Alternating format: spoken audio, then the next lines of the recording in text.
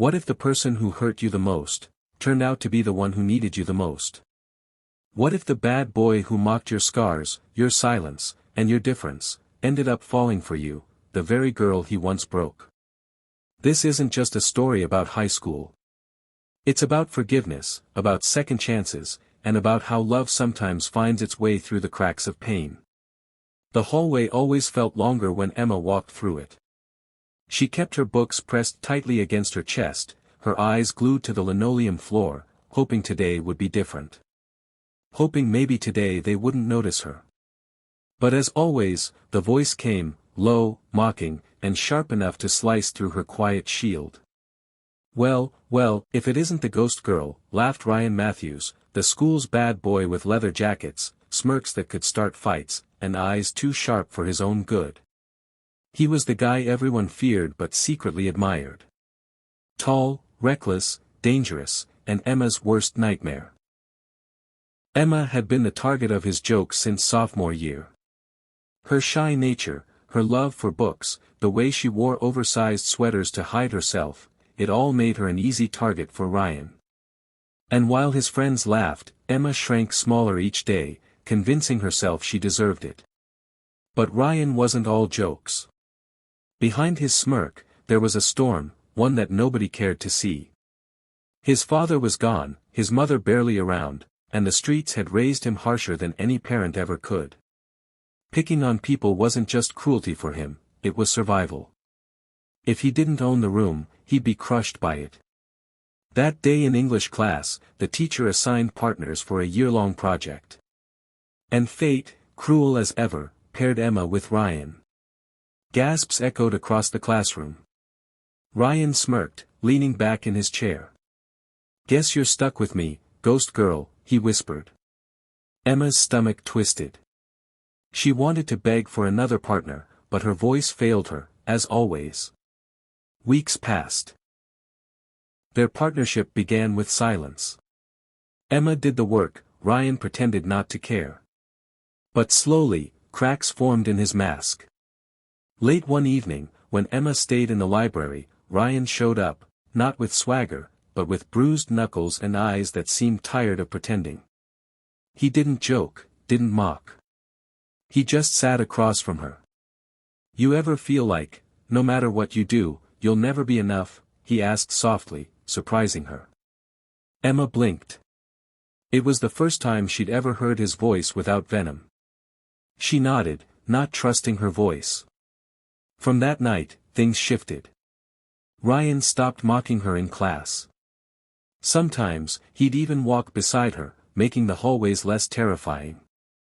And for the first time, Emma saw him, not as the bad boy everyone feared, but as a boy who carried shadows heavier than hers. Still, old wounds ran deep. Emma couldn't forget the laughter, the cruel names, the times he'd made her cry in the bathroom stalls. And Ryan could. And forgive himself either, though he pretended he didn't care.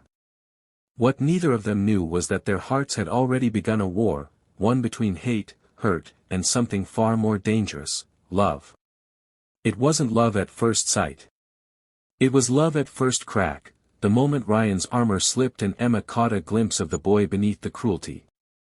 Their project forced them into each other's worlds, and in those quiet spaces, Emma began to see him differently. She saw how he flinched when teachers raised their voices, how he skipped meals because there wasn't food at home, how he carried anger not because he enjoyed it, but because it was the only shield he had ever known. One night, Ryan walked Emma home. The streets were cold, his leather jacket draped over her shoulders. For the first time, his usual smirk faded into something fragile. "I was terrible to you," he admitted, his voice cracking in the dark. "You didn't deserve any of it. I didn't know how else to deal with my own mess." Emma's chest tightened. Forgiveness didn't come easy. She remembered every cruel word, every shove in the hallway. But she also remembered the boy sitting in the library, bruised and lost. Slowly, she whispered, "You hurt me, Ryan. But I think you're hurting too." That was the night Ryan realized he wasn't just falling for Emma, he already had. The girl he once called Ghost was now the only person who truly saw him. She wasn't just his project partner anymore. She was his safe place. But the world wasn't kind to a bad boy who dared to change. Ryan's friends noticed the shift, mocking him for going soft. Rumors spread, and Emma became a new target, not of Ryan, but of those who couldn't stand to see him care.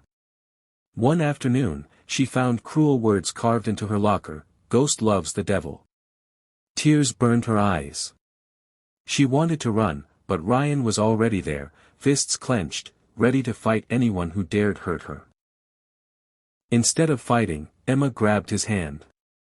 "Don't," she whispered. "You don't need to be who they expect. You can be better." And for the first time in his life, Ryan listened. Their love wasn't perfect.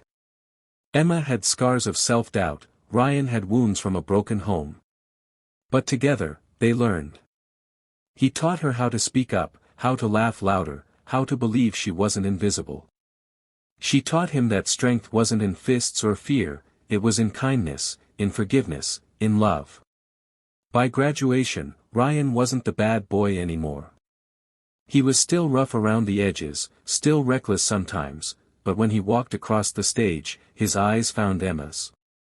And she smiled, not the shy, hidden smile he once mocked, but a bright, unafraid one. Because they both knew their story wasn't about who they had been, but who they chose to become. And the lesson was clear: sometimes, the people who hurt the most, are the ones who need love the most. And sometimes, forgiveness doesn't just change the forgiven, it saves the one who forgives, too. This story isn't about a bad boy magically changing for love. It's about two broken souls who found healing in each other. It's about growth, forgiveness, and the courage to believe people can change. Because sometimes, love isn't about forgetting the past, it's about building a future stronger than the pain.